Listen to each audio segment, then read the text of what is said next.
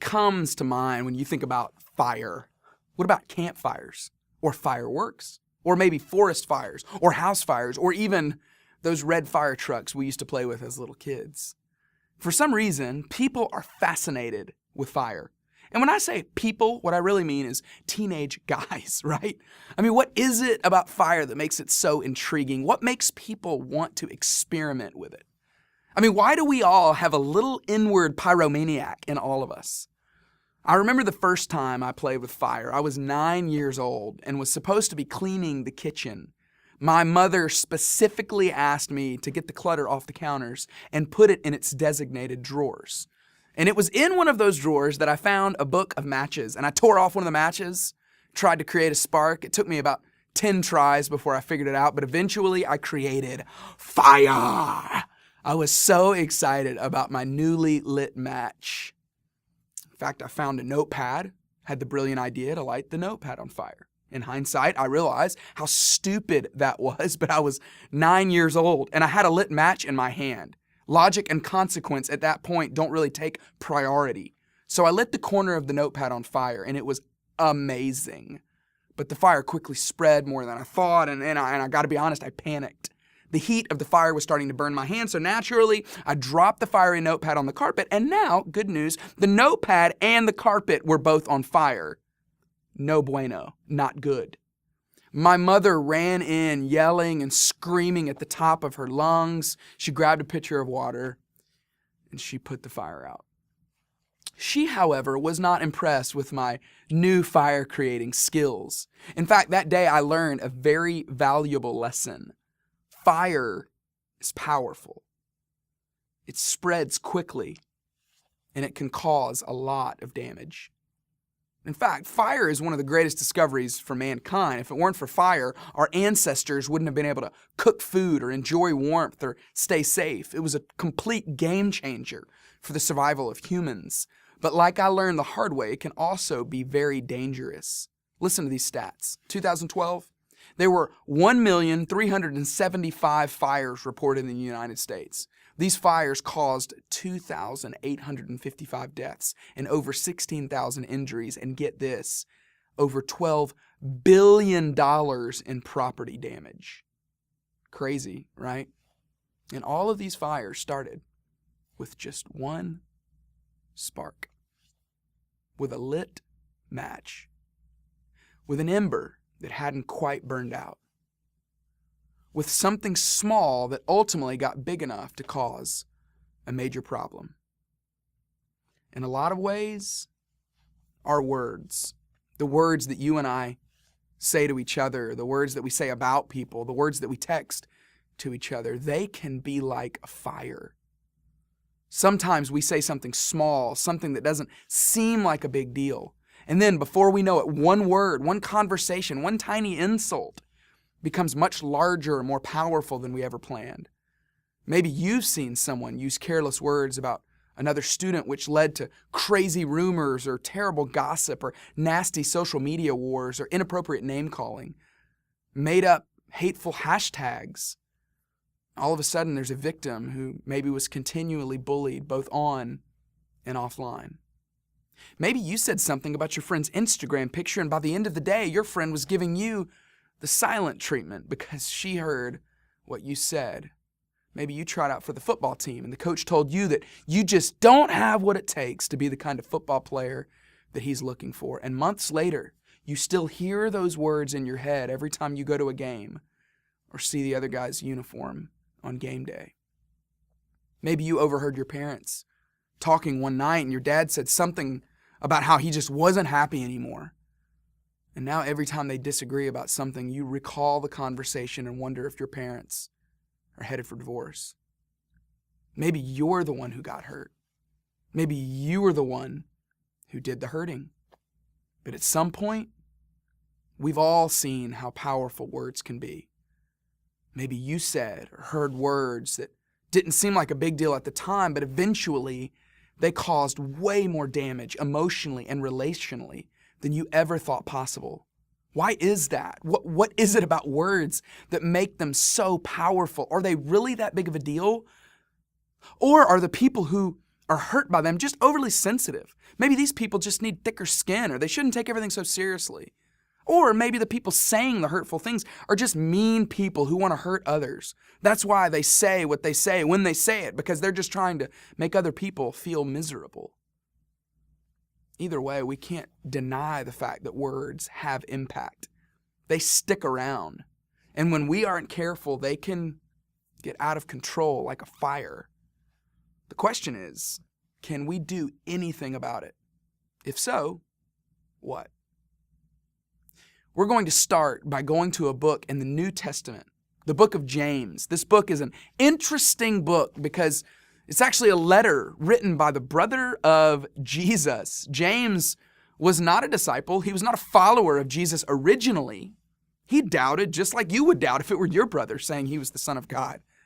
But after Jesus was crucified and then resurrected back to life, even his own brother was able to say, okay, I doubted, but he is the Son of God. James is actually pretty direct in his writing. He writes very practically in a very straightforward way, and he kind of tells it like it is. In fact, the basic point of the book is that following Jesus should change the way you live, not just what you believe. And the way we use our words should indicate the change in our lives. He writes, likewise, the tongue is a small part of the body, but it makes great boasts. Consider what a great forest is set on fire by just a small spark. The tongue also is a fire, a world of evil among the parts of the body. It corrupts the whole body, sets the whole course of one's life on fire, and is itself set on fire by hell. It's pretty straightforward. See, James gets right to the point. He talks about two things, the human body and forest fires. And he does this to make two very different points.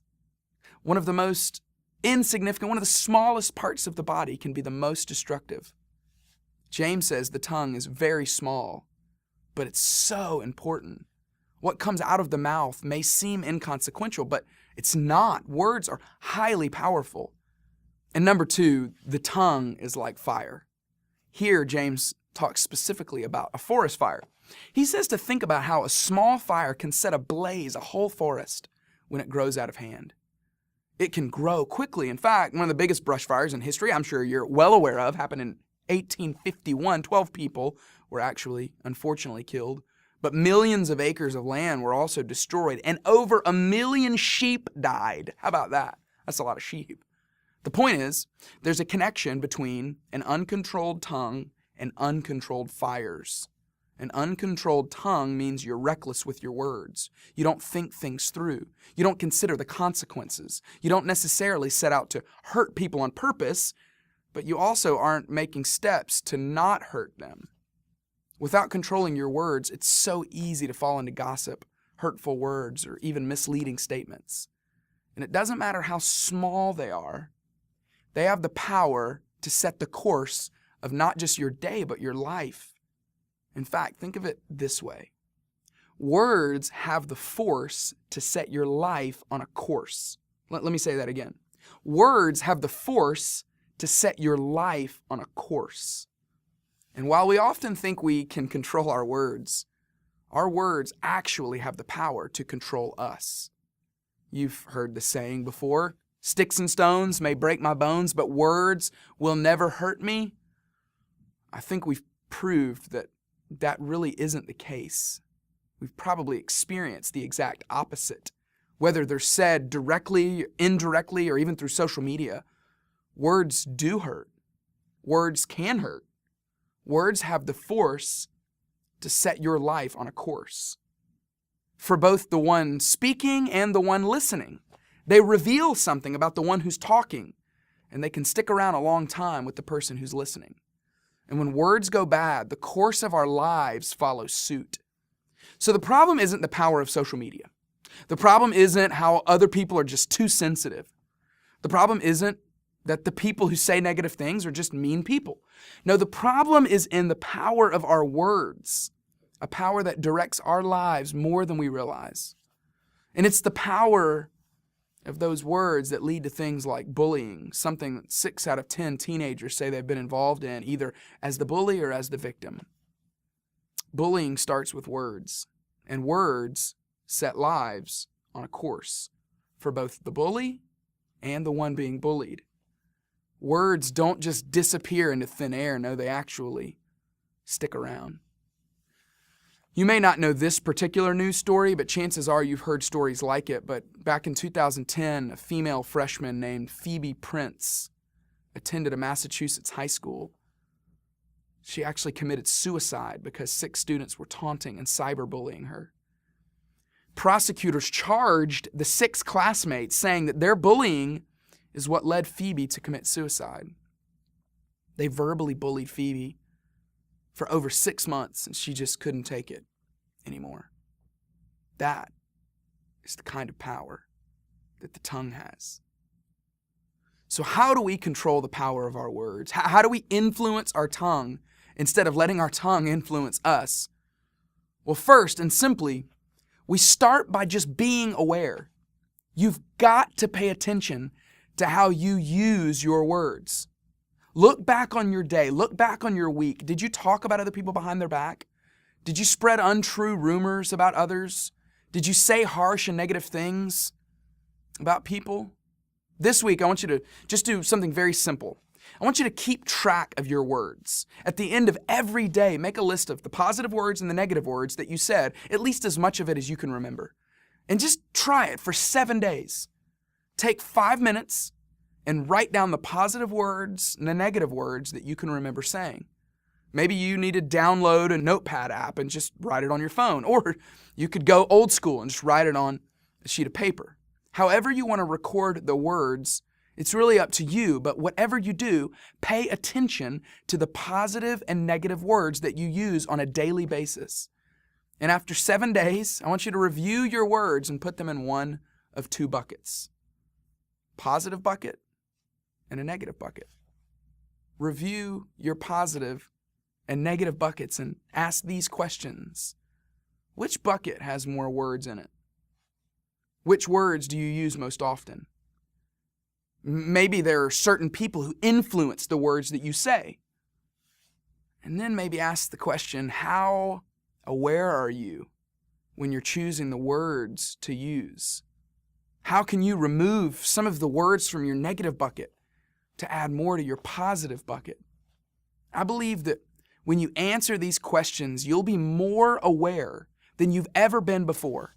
I understand it's a time-consuming exercise, but it will help you to tune in, because if what James says is true, words have the force to set your life on a course.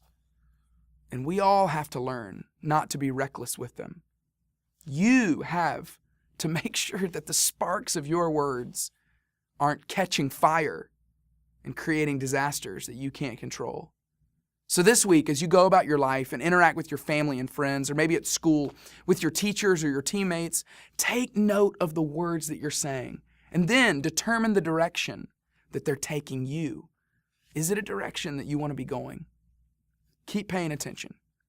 And if you want to change your direction, you start by changing your words.